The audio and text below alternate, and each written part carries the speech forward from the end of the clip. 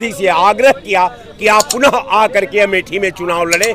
कांग्रेस का एक एक कार्यकर्ता आपको चुनाव जिताने के लिए तैयार है। नमस्कार, मैं मोहम्मद नफीस इस वक्त मौजूद हूँ दारुल सफ़ा में। हमसे बात करने के लिए अखिल भारतीय विकास कांग्रेस के राष्ट्रीय अध्यक्ष विनोद राय जी बात करने के लिए मौजूद हैं।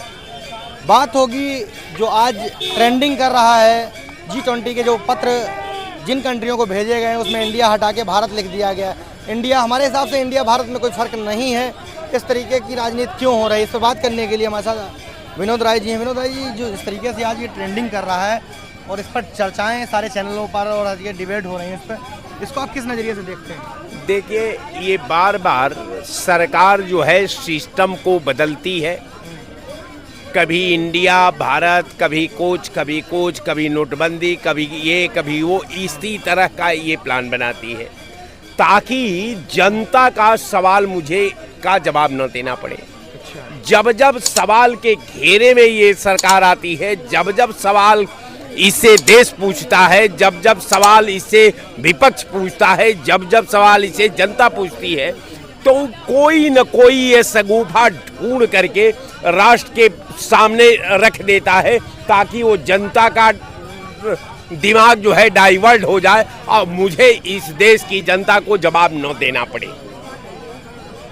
तो इसके संदर्भ में भाई इसकी क्या जरूरत थी? देश तो चल रहा था, देश को चलने में तो कोई परेशानी नहीं थी।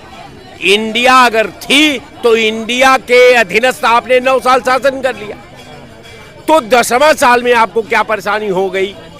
10वां साल में समय कौन आपको बाध्य कर दिया कि आप इंडिया हटा करके आपने भारत रख लिया, कल भारत हटा करके और कुछ रख लेंगे?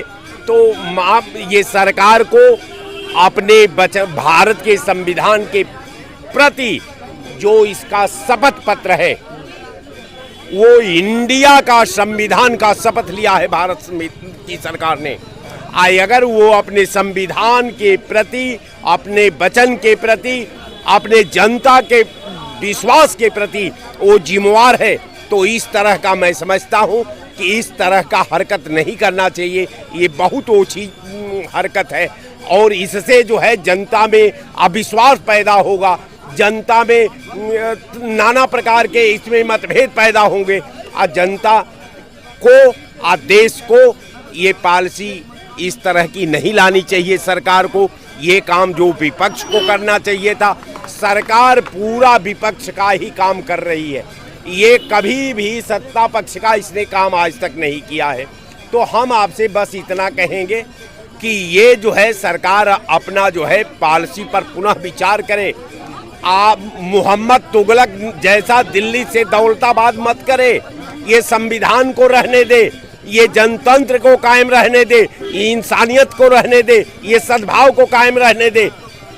आज अभी उनका तो इल्जाम है ये जो कांग्रेस है वो अंग्रेजों के उस पर तरीके पर ज़्यादा चलने की कोशिश कर रही है। ऐसा है, इंडिया नाम जो I.N.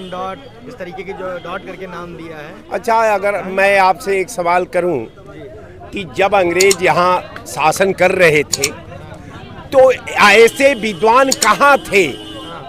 अगर ये नहीं होते तो उनके बाप दादा होंगे, अगर वो नहीं होंगे तो उनके बाप दादा होंगे।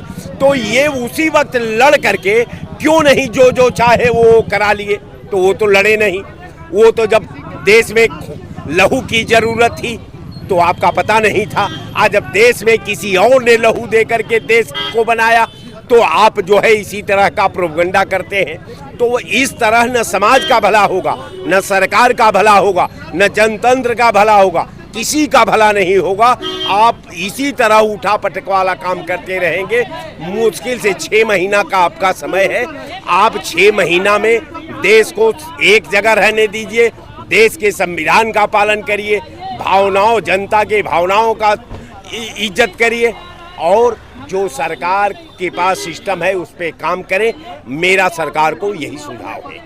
आपको लगता है कि आप 24 में जो है दर पटक देंगे? हम नहीं लगता।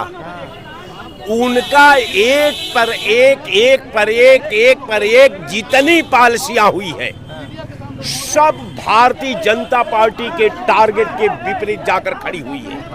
आइए सब इकट्ठा हो गया है ये सब इकट्ठा हो गया है। अब वो इनका मुद्दा ही इनको खा रहा है, इसमें दूसरे की जरूरतें नहीं है। जनता का जवाब देना पड़ेगा आपको, आपका नोटबंदी पर जवाब देना है। आप समझ लीजिए कि जो आपने जनता के साथ महंगाई पर जवाब देना है, आपका समाज के सद्भाव पर जवाब देना है कि आपने क्या जवाब पूछेगा कौन? जो देश का चौथा स्तंभ है, कुछ लोगों को उंगलियों पर गिन लो, उनको छोड़कर कोई सवाल पूछता ही नहीं है। तो सवाल कौन पूछेगा? सबसे बड़ी बात है कि यही न सरकार रहेगी न ये गोदी मीडिया रहेगा। ये सरकार भी बदलेगी और गोदी मीडिया भी बदलेगा। आज जब मीडिया बदलेगा तो जो सरकार का जो सब मीडिया होगा, जो निष्पक्ष मीडिया होगा, जो निष्पक्ष चैनल होगा, वो कल सवाल आपसे पूछेगा जैसे कि आप 70 साल पहले का सवाल पूछते हैं। यही मीडिया पूछेगी, यही पूछेगी। और एक एक करके आपका सारा कार्यक्रम सरकार का द्वारा जो है, आपका जो कार्यक्रम है, एक एक बिल पर आपको जवाब देश को देना है। आप बच नहीं सकते। इसको किस तरीके से आप देखते हैं? ये केवल लोगों को गुमराह करने के लिए ऐसा किया जा रहा है? केवल देश को भटकाने के लिए, देश को धोखा देने के लिए, देश के साथ विश्वासघात करने के लिए ये इसी तरह का एजेंडा करते रहते हैं। 2024 में अपने को प्रधानमंत्री घोषित कर लिए हैं, तो फिर अब चुनाव की क्या जरूरत है?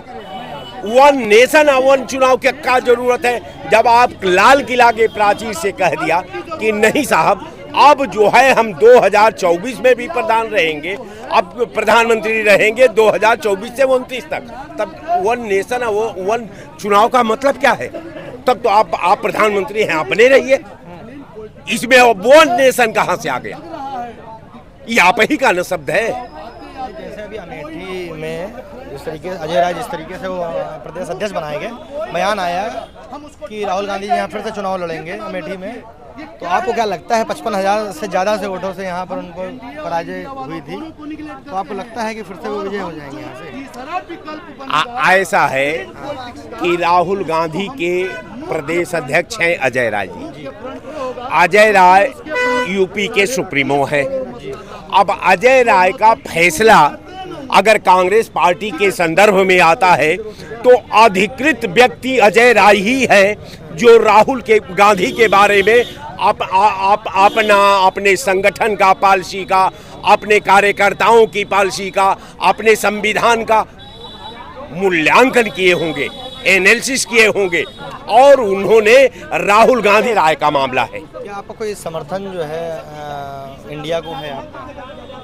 हमारा समर्थन इंडिया को है, हम इंडिया के साथ हैं जी।